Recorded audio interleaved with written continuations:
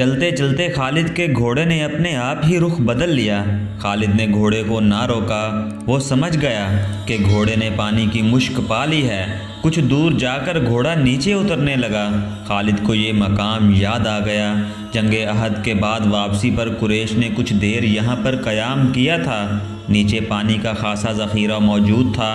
گھوڑا بڑا تیزی سے گھاٹی اتر گیا اور پانی پر جا رکا۔ خالد گھوڑے سے کود کر نیچے اترا اور دو زانو ہو کر چلو بھر بھر کر اپنے چہرے پر پانی پھینکنے لگا۔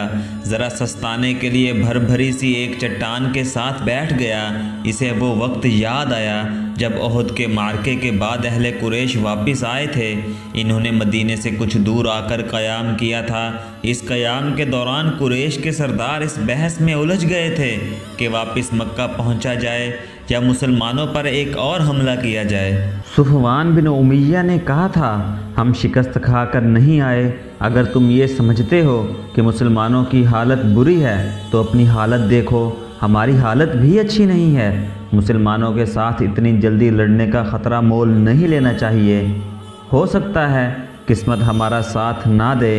جب یہ بحث جاری تھی تو قریش کے کچھ آدمی دو مسافروں کو پکڑ کر سرداروں کے سامنے لے آئے۔ انہیں بتایا گیا کہ یہ دونوں آدمی جو اپنے آپ کو مسافر کہتے ہیں ہمارے خیموں کے ارد گرد گھوم پھر رہے تھے، اور ہمارے 4-5 آدمیوں سے انہوں نے پوچھا کہ تم لوگ کہاں جا رہے ہو۔ ان دونوں نے ابو سفیان اور دوسرے سرداروں کے سامنے بھی یہی بیان دیے کہ وہ مسافر ہیں، اور کسی جگہ کا نام لے کر کہا کہ وہ ادھر جا رہے ہیں۔ ابو سفیان کے حکم سے ان کے پھٹے پرانے کپڑے جو انہوں نے پہن رکھے تھے اتروائے گئے تو اندر سے خنجر اور تلواریں برآمد ہوئیں۔ ان سے پوچھا گیا کہ تم نے یہ ہتھیار چھپا کر کیوں رکھے ہیں؟ خالد کی نظر بہت تیز تھی، اسے شک ہوا یہ مسلمانوں کے جاسوس ہیں۔ ان دونوں کو قریش کی فوج کے سامنے کھڑا کر دیا گیا اور پوچھا گیا کہ انہیں کوئی پہچانتا ہے؟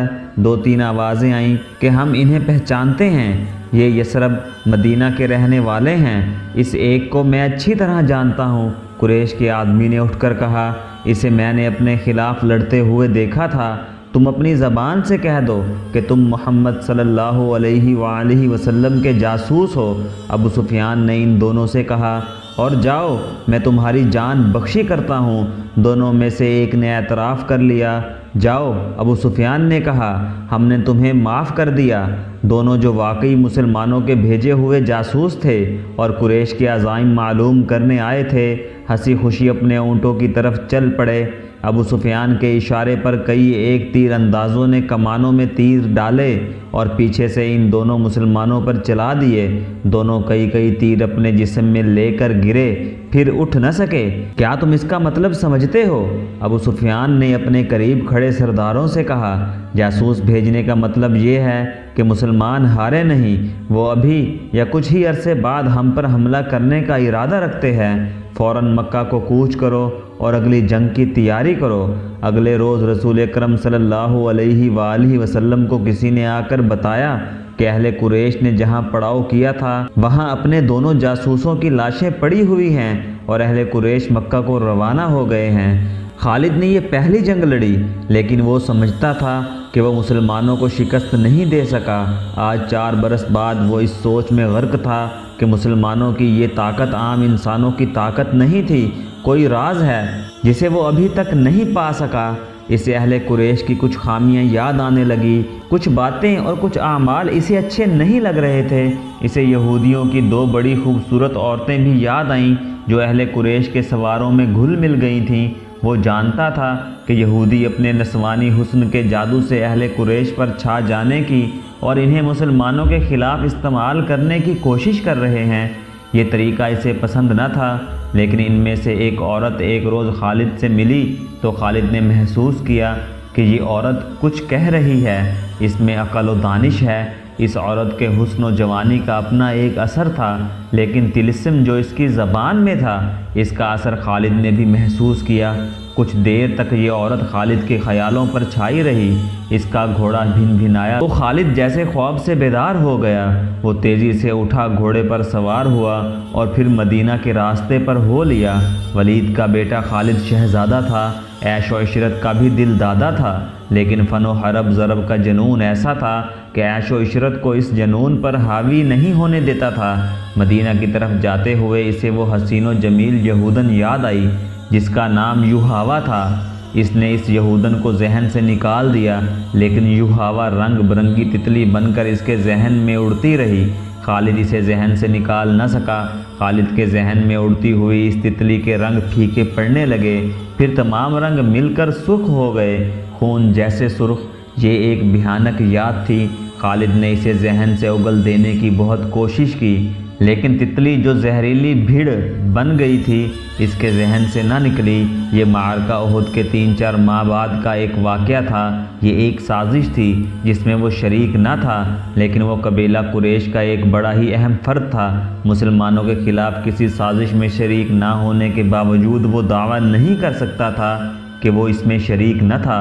معرکہ احد میں زخمی ہونے والے بعض اہل قریش کے زخم ابھی ٹھیک نہیں ہوئے تھے کہ ایک روز خالد کو خبر ملی کہ مدینے سے 6 مسلمان تبلیغ اسلام کے لیے رجیع کی طرف جا رہے تھے کہ عفان سے تھوڑی دور ایک غیر مسلم قبیلے نے انہیں روک لیا اور ان میں سے 2 کو مکہ لایا گیا ہے اور انہیں نیلام کیا جا رہا ہے۔ خالد دوڑتا ہوا وہاں گیا۔ وہ مسلمان خبیب بن عدی اور زید بن الدسنہ رضی اللہ عنہ تھے۔ خالد دونوں کو جانتا تھا، وہ اسی کے قبیلے کے افراد ہوا کرتے تھے۔ انہوں نے اسلام قبول کر لیا تھا۔ خالد نے دیکھا کہ انہیں ایک چبوترے پر کھڑا کر دیا گیا تھا اور ارد گرد اہل قریش کا ہجوم تھا۔ ایک غیر مسلم قبیلے کے 4 افراد ان کے پاس کھڑے تھے، دونوں کے ہاتھ رسیوں سے بندھے ہوئے تھے۔ یہ دونوں مسلمان ہیں۔ ایک آدمی چبوترے پر کھڑا اعلان کر رہا تھا، یہ دونوں احد میں تمہارے خلاف لڑے تھے، ان کے ہاتھوں تمہارے عزیز اور خون کے رشتہ دار مارے گئے تھے۔ ہے کوئی جو انتقام کی آگ بجھانا چاہتا ہے؟ انہیں خریدو، انہیں اپنے ہاتھوں قتل کرو اور خون کے بدلے خون بہاؤ۔ یہ آدمی سب سے اونچی بولی دینے والے کو ملیں گے۔ بولو 2 گھوڑے، ایک آواز آئی۔ بولو، بڑھ کر بولو 2 گھوڑے 1 اونٹ، ایک اور آواز آئی۔ گھوڑوں اور اونٹوں کو چھوڑو، سونے میں بولی دو، سونا لاؤ، دشمن کے خون سے انتقام کی پیاس بجھاؤ۔ وہ لوگ جن کے قریبی رشتہ دار احد کی لڑائی میں مارے گئے تھے بڑھ چڑھ کر بولی دے رہے تھے۔ خبیب اور زید رضی اللہ عنہ چپ چاپ کھڑے تھے۔ ان کے چہروں پر خوف تھا، نہ گھبراہٹ تھی، ہلکی سی بھی بے چینی نہ تھی۔ خالد ہجوم کو چیرتا ہوا آگے چلا گیا۔ وہ قریش کے سردار کے جنگجو کے بیٹے خبیب رضی اللہ عنہ نے خالد کو دیکھ کر بڑی بلند آواز سے کہا، تیرا قبیلہ ہم دونوں کا خون بہا کر اس مقدس آواز کو خاموش نہیں کر سکتا جو غار ہیرا سے اٹھی ہے۔ لا اپنے قبیلے کا کوئی نامور لڑاکا اور میرے ہاتھ کھلوا دے، پھر دیکھ کون کس کے خون سے پیاس بجھاتا ہے۔ میدان جنگ میں پیٹھ دکھانے والوں، زید نے گرجدار آواز میں کہا، تم نے شکست کا انتقام ہمارے بھائیوں کی لاشوں سے لیا۔ تمہاری عورتوں نے احد کے میدان میں ہماری لاشوں کے کان اور ناکیں کاٹ کر ان کے ہار اپنے گلوں میں لٹکائے۔ آج 4 برس بعد مدینے کی طرف جاتے ہوئے خالد کو خبیب رضی اللہ عنہ کی للکار اور طعنے صاف سنائی دے رہے تھے۔